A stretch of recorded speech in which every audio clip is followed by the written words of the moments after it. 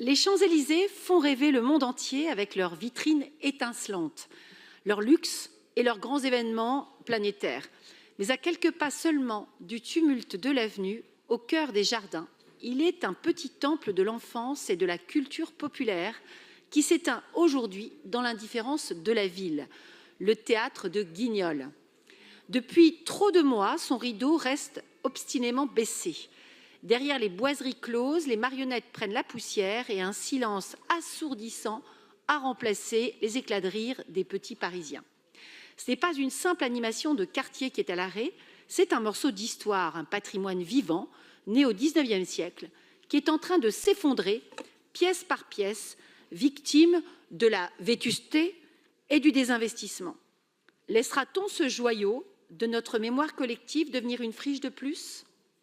C'est une affaire de priorité et de bon sens. On trouve sans ciller des millions pour des projets parisiens grandiloquents ou des installations éphémères, mais dès qu'il s'agit de sauvegarder un monument de la transmission, de la poésie et de la tradition populaire au cœur du 8e arrondissement, les caisses de la ville semblent se vider subitement et la machine administrative se gripper. Avec les élus du groupe Paris Liberté, nous refusons de voir ce rideau de fer se figer définitivement. Par ce vœu, nous demandons un sursaut et des actes concrets.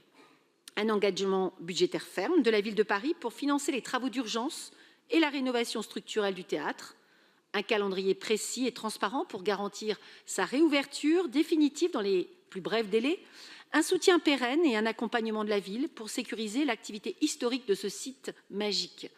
Mes chers collègues, ne laissons pas Guignol au placard des traditions oubliées, rendons aux familles et aux enfants de Paris leur théâtre, leur rire et leur liberté.